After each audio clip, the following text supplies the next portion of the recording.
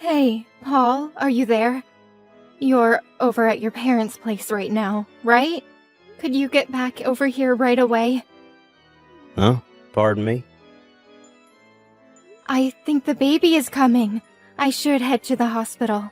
Could you drive me there right away? No, can't do it. Wait, what? Why not?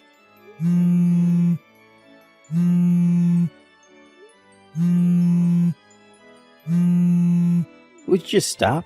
I said no, for God's sakes. Why do you just hang up? I said the baby is coming. I'm having contractions.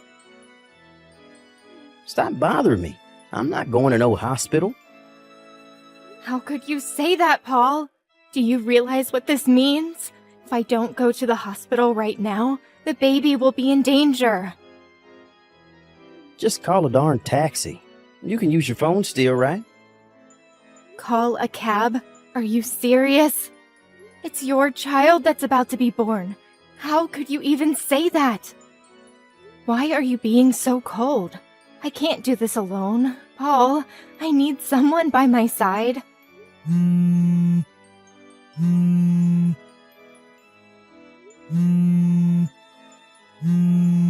Damn it, you don't give up, do you? I'm too busy to deal with you right now. Don't tell me that Kathy is also having contractions. I remember her delivery date was about the same time as mine. I realize you're worried about your younger sister, but I'm in the same situation here, and you're my husband. Why do you ignore me and give priority to your younger sister? She's got her husband to look after her, doesn't she? Get your mom and dad to help out and work something out, would you? You don't all have to be over there. I mean, use common sense, Paul. This is nuts. I said no way. Call a cab. Paul, you stole my purse, didn't you? Huh? What now? I was getting ready to go to the hospital by cab and checked my bag, and my purse was nowhere to be found. Oh, yeah. I was on my way to take Kathy to the hospital, and I realized I didn't have any money for a cab.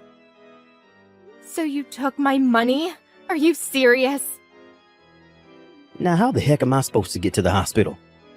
Get this through your thick skull, Trish. I'm not going to the hospital for you. I made up my mind a long time ago that if Kathy's baby came the same time as yours, I would give her priority over you.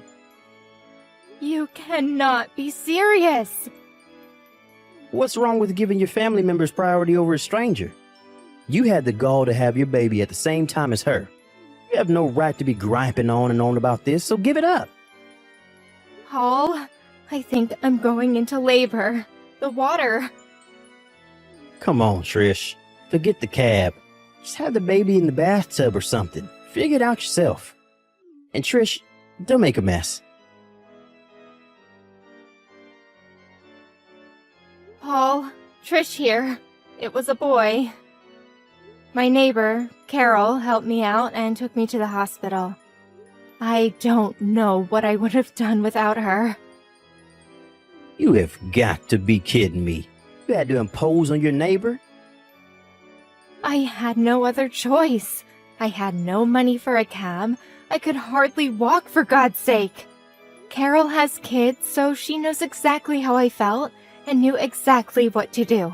Without her help, I don't know what would have happened. Once I'm back from the hospital, and if you have time, please thank her. I can't believe you. We need to be on good terms with our neighbors. Don't go giving our neighbors a hard time, would you? Hey, Paul, when are you coming to the hospital? I mean, you could at least pay one visit. I know you're all worried about your sister, but you're a father now. Don't you even want to see your son? As a father, that's the least you can do. Sorry, but I just can't do that right now. Kathy wants me by her side. I just can't leave her. After giving birth, she's really drained of strength, not to mention her emotional state. No, I'm gonna stick by her side until it gets better. By the way, where the hell is Kathy's husband? Shouldn't he be there? Pardon me? I know she's there at your parents' place, but she lives just down the street. Shouldn't her husband be there by now? Shouldn't he be the one by her side? Oh, yeah. Didn't I tell you? Guess not. She got divorced about a month ago. Wait, what? She got divorced? It seems that jerk was impotent, which meant that the kid wasn't his. Am I hearing you right? That's crazy. Well, it is what it is. So letting her have a kid all alone with nobody to rely on, it just seemed cruel, you know? As her big brother, I made up my mind to comfort her any way I could.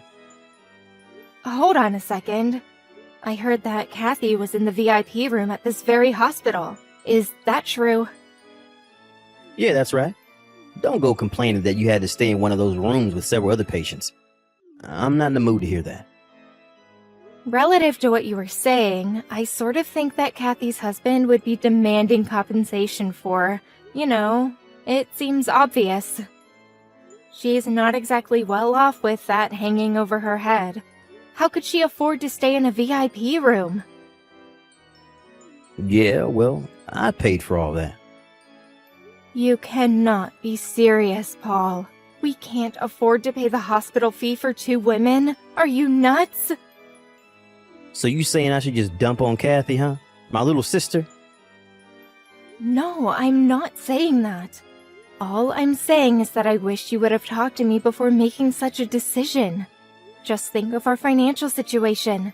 There's no way we could afford to put her up in a VIP room. Quit yapping on about what's already been done. What's the use?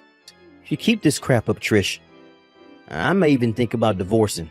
You don't want that, do you? Pardon me?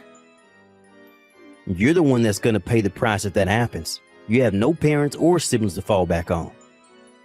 That's a low blow, Paul. Even for you. Anyway, why'd you even have to get pregnant? Just my little sister was plenty. We don't need any more kids in this world. This whole mess is all your fault. Why'd you have to go and get pregnant? What you just said, I hope you don't regret it. All a wife has to do is obey her husband. Can you at least do that? Kathy just woke up. Let's cut this short, shall we? See ya. Hey Trish, how are you? Congratulations. Thanks for giving us a grandson. Dad! Wow! It's been so long. How have you been? Yeah, not bad. Sorry to contact you out of the blue like this. I got your line ID from your friend Carol, your neighbor. Nice girl, by the way. Yeah, she's great. She told me all about it. She's the one that got in contact with you, right? Yes, that's right. It was by pure chance that I was told about your situation. Chance? You talked to Carol about me before, right? Come to think of it, I did mention you when we were talking about family. You know, with the baby coming and all. Well, she remembered my name and it apparently rang a bell, so she checked me out. And it turned out that I was the president of the company she was working for. She couldn't believe it at first, but she verified the family ties and got in contact with me through the company intranet system. Whoa, wait, back up. You're the president of a company now? Yes, but it's only happened about 2 weeks ago. I'm really sorry I didn't contact you for so long. As you know, Mom and I divorced some time back. Fortunately, it was amicable. The main reason we got supported was basically because we were both workaholics, lol. After the divorce, I went overseas on business for almost 3 months, and we sort of lost touch. I didn't know she passed away until Carol told me about it. I felt terrible. I see. I had no idea. I really wish I was here. Maybe I should have stayed married to her, just separated. You don't have to feel guilt over that. Mom knew how busy you were, and how much your work meant to you. Knowing Mom, that's probably why she didn't contact you. She's always sent me financial support through the years and insisted that I give you enough breathing space, so you can work to your heart's desire. That's heartening to hear. Thanks for that, Trish. By the way, your husband, Paul, was it? Huh? Yeah, that's right. What do you plan on doing going forward? Do? What do you mean? I heard the whole situation from Carol, so you don't need to hold anything back. Tell me how you honestly feel. Right. I suppose I'm leaning toward divorce. He gives his younger sister priority over me and the verbal abuse that I get. To be honest, I worry about our future together. Fortunately, I plan to return to work once I'm back on my feet. My company is pretty understanding when it comes to maternity leave. When I think about that, divorce seems the better option. Okay, I understand. Then why don't we do this? Give me a bit of time to verify a few things. Verify a few things. Like what? When do you get released from the hospital? Well, if all goes well, I should be out of here by next Wednesday. Alright then, I'll contact you by then and we can work things out. Be patient, okay? Not sure what you're up to, Dad, but yeah, okay. Hey, Trish, are you there? Is that true about your dad? Is this some kind of joke? You never told me he was the president of that major corporation. Why didn't you mention this before we got married? How could you leave out such an important piece of information? Are you totally daft, Trish? He contacted me just last week. It was the first time I heard he was the president of that company. I had no idea. He was working overseas for the past 3 months and just returned last week, and was promoted to president on his return. If your father is the president of that major corporation, well, that means you're the daughter of a big shot. You're like a VIP or whatever. Yeah, well, this only happened 2 weeks ago, so I was never a VIP or socialite or whatever. But you are the daughter of a company president. That's a fact. What the hell is going on here? If I had known this earlier, I would have... This is not happening. Hey, Paul, are you upset about something? You're acting real weird. Yeah, I'm upset. How can I not be? Your father is a big investor in our company, and I mean one of the biggest. Really, I didn't have a clue. And his company is one of our top clients. One move, and he has the power to even bankrupt us. Seriously, this is the first I'm hearing about this. You never mentioned your work stuff to me, so how would I know, right? Apparently, your father contacted the president of my firm and wanted him to check out his employees. He eventually heard there was some sort of shenanigans going on. They found out that me and Kathy's work performance was, not up to par. I'm just assuming here, but I bet you guys were forcing others to do your job and taking time off when you weren't permitted to. Huh? Hold it a sec. Why do you know that? Again, I'm just assuming, but considering your attitude toward everything, and this goes for your sister too, it just seemed like the logical thing you guys would do. You sound like you're enjoying this. Like it's just some casual conversation or something. You realize that both Kathy and I have been transferred? And get this, we're not being transferred to the same location either. Roger that. Don't go screwing up this time, Paul. Roger, what? The hell do you think you are anyways? It was all your fault that we ended up in this predicament. What are you going to do about it? I went to your father's office and had a meeting with him. I got down on my hands and knees begging him to reconsider, but your father just ignored me. This whole thing wouldn't have happened if you had just told me about your father and not kept it a secret. How could you be so devious? If you'd only warned us, we'd have been able to be more careful at work.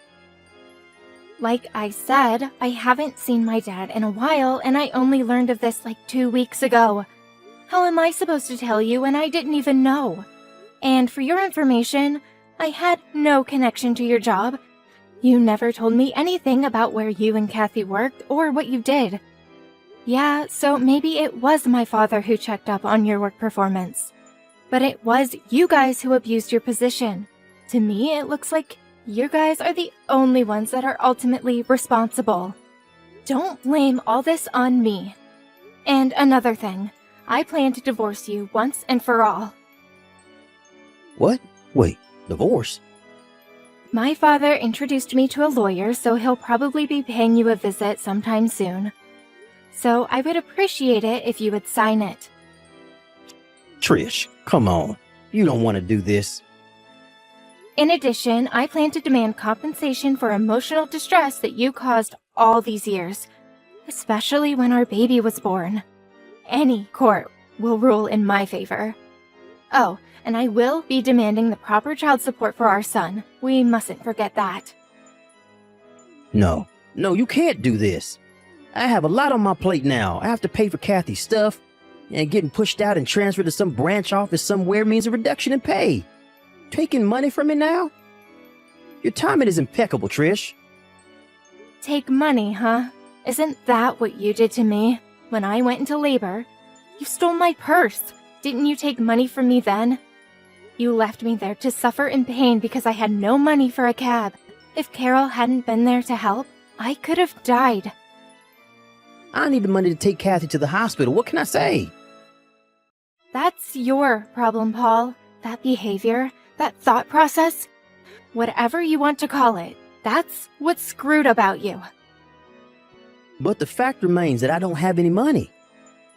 Looks like this is going to go on into an endless loop, so let's cut it short. But... Oh yeah, one more thing. You and Kathy probably didn't realize this, but your mom and dad are both on my side with this. Pardon me? When Kathy went into labor, your folks went straight to the hospital with her, as any parent would. They only found out that I was all alone at the hospital was when they got home that night. They were furious for the way you acted towards your wife.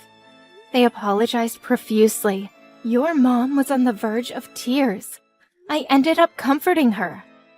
They were overjoyed that I had reunited with my father and agreed to the divorce without complaint.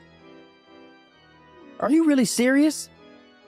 From now on, I want you to go through my lawyer. Anything you need, just contact them. Please don't contact me directly anymore. You got that, Paul? Trish, you can't do this. Goodbye. My son and I moved into my father's spacious condo downtown. On the day I was to be released from the hospital, my in-laws helped me escape without Paul or Kathy getting wind of it. They also helped in convincing Paul into agreeing to a one-time payment for damages and for child support. In return, I promised them that I would allow them to visit their grandson on occasion. I made sure I no longer had any contact with either Paul or his sister Kathy. I later heard that Kathy resigned from the company due to where she was being transferred to, and that she wanted to be with her brother. She blamed Paul for their downfall and insisted that her big brother take care of her as she stayed home with her child. That brother and sister relationship is a bit too bizarre for me. I heard the three of them went living at Paul's apartment somewhere up north. Most of the neighbors think that they are a family. I find it hard to believe that they even have any friends.